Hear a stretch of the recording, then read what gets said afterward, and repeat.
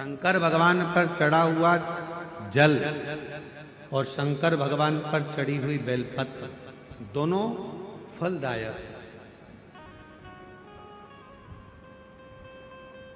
जब संसार के लोगों ने शिव महापुराण की कथा सुनकर शिवजी पे चढ़ी हुई बेलपत्र खाना चालू करी तो कई रिसर्च सेंटरों में रिसर्च हुआ कि बेलपत्र खाने का सियोर वाला महाराज बोलता है तो इस बेलपत्र में ऐसा क्या है जो लोगों की बीमारी दूर हो रही है।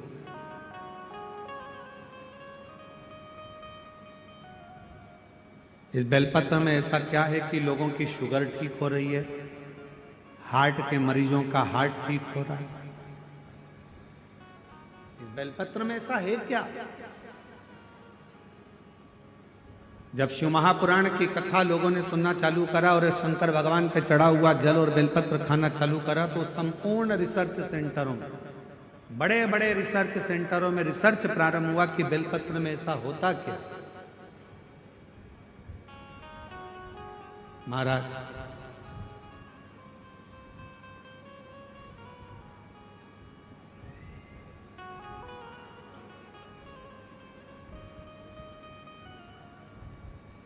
यदि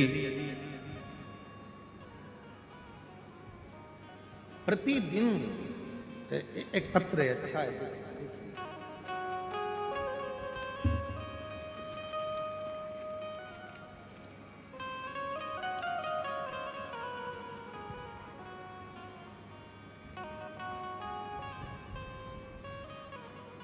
मेरा नाम मोनिका साहू है, मेरे पति का नाम श्री छबीलाल साहू है। मैं रामनगर कवर्धा की रहने वाली हूँ।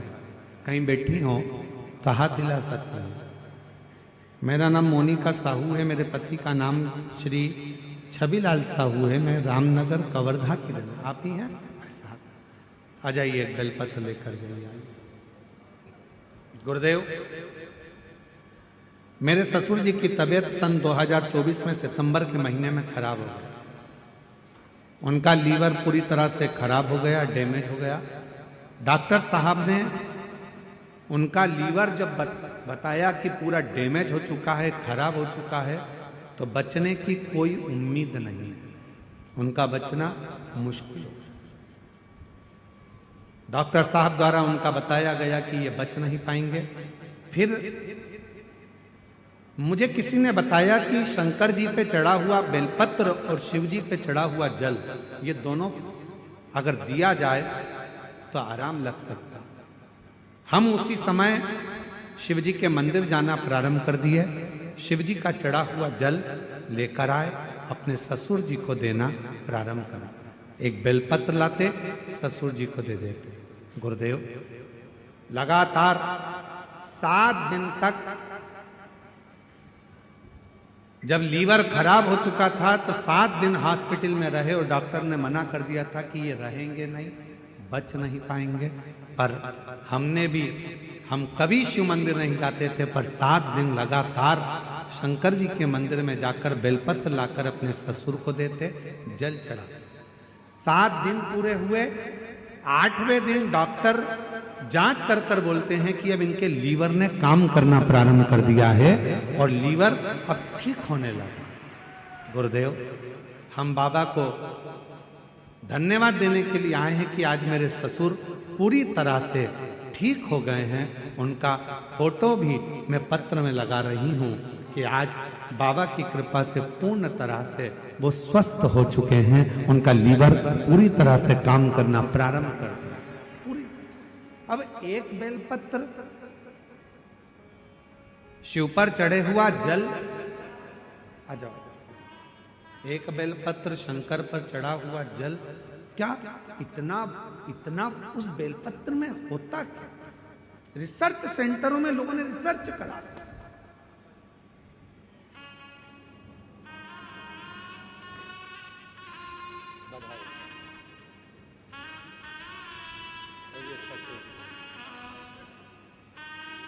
आप ठीक है?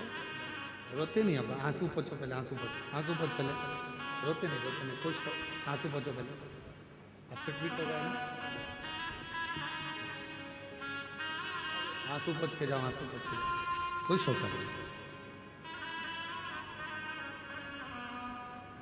डॉक्टर ने बोल दिया था ये बचेंगे नहीं, पर बचना मुश्किल था। एक बेलपत्र में वो क्या फल है?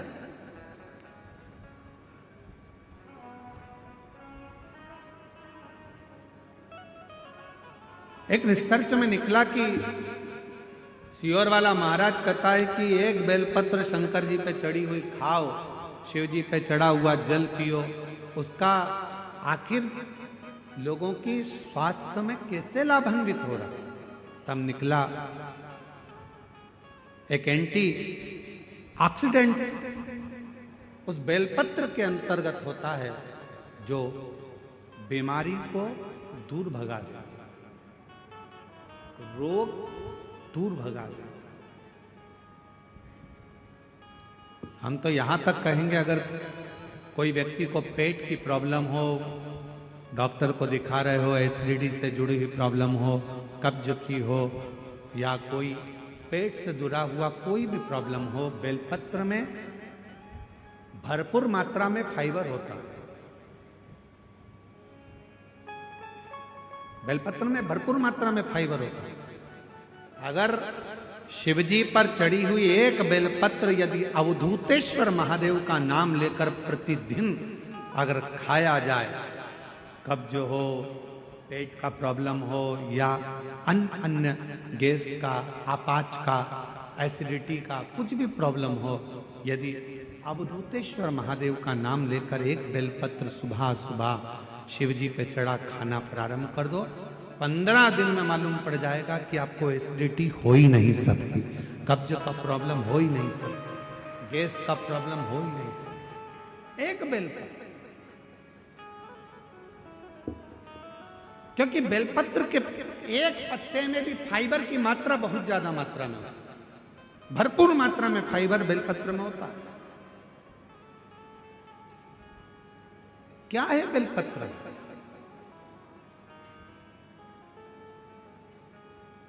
सारी समस्या का हल शिवजी के एक लोटा जल में क्या है?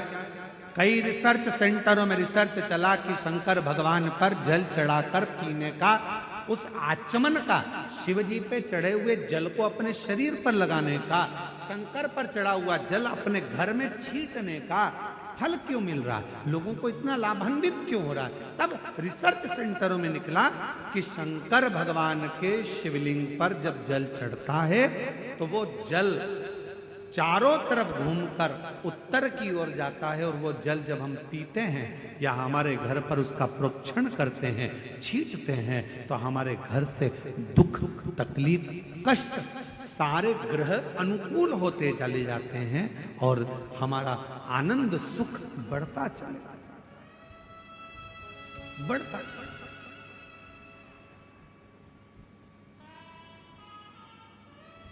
महाराज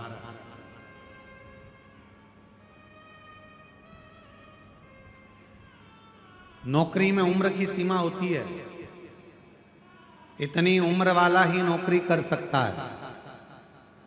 परीक्षा में समय की सीमा होती है कि इतने समय में ये एग्जाम क्लियर करना है, इतने समय में पेपर देना है। नौकरी में उम्र की सीमा होती है, परीक्षा में समय की सीमा होती है, गाड़ी में गति की सीमा होती है कि इससे ज्यादा मत चढ़ाना।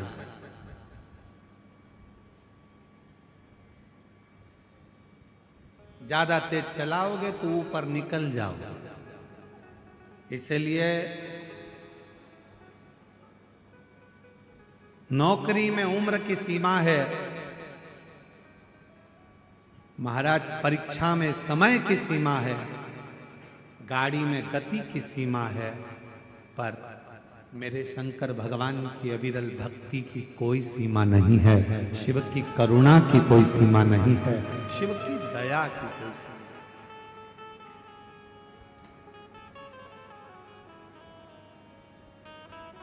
दया की कोई सीमा।